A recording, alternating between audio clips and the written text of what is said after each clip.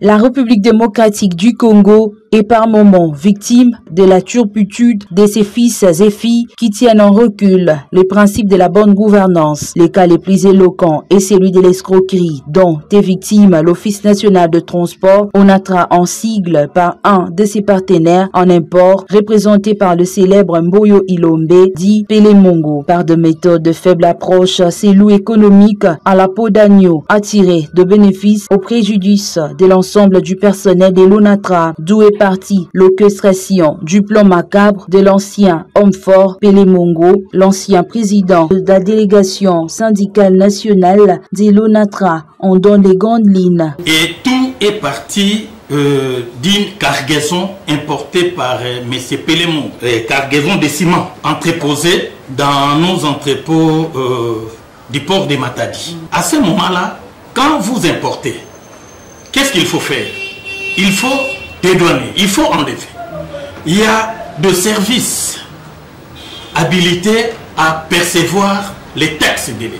À ce qui nous concerne, nous, l'ONATRA, arrivé un moment là, il y a eu une violation de la part de l'agence AGEMI.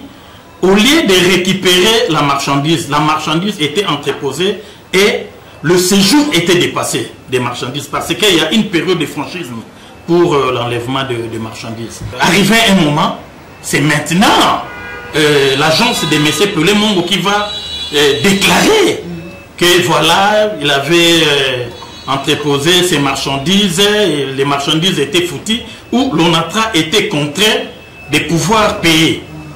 Alors, l'ONATRA n'avait pas refusé. Il y a eu des arrangements entre l'agence Pélémongo et puis l'ONATRA. Je crois, si j'ai encore une bonne mémoire, l'ONATRA a payé une somme dans le 2 500 000 $. Mais bon, on était surpris de constater, c'est toujours l'agence AGEMI de Pélémongo va aller en justice. Il a commencé de faire des saisies des comptes et au finish, l'argent que l'ONATRA avait versé au compte donné par Pélémongo, mais c'est la même agence où lui-même les propriétaires qui va dire que non, l'argent que l'ONATRA avait versé, c'était versé dans un mauvais compte. Dans ces dossiers, les anciens membres du comité de gestion de l'ONATRA n'étaient-ils pas impliqués? Et par rapport à ces dossiers, moi je pense qu'il serait souhaitable que la justice puisse convoquer M. Umba et M. Kimbembe, parce que ce sont eux qui étaient à cette époque-là. Martin Lukusa, actuel directeur général de l'Office national de transport, redonne-t-il de l'espoir à l'entreprise pour recouvrir ce droit légaux? M. Martin est en train de réaliser, il est dans le chemin de revaloriser l'ONATRA. Donc son problème c'est quoi?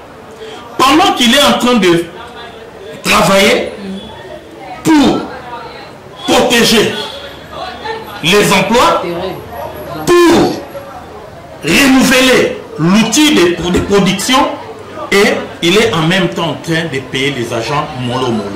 Mais la grande difficulté, la charge,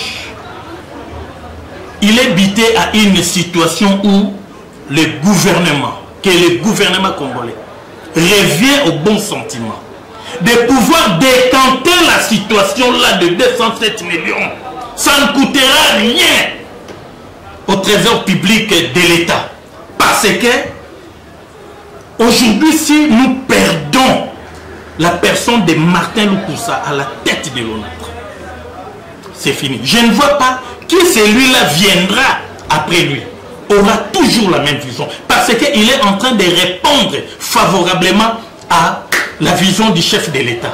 À ce stade, il importe de noter que nul ne peut se prévaloir être au-dessus de la loi. Plus rien ne peut plus empêcher la bonne volonté de la justice de gronder sur le mal. Et là, je formule une demande.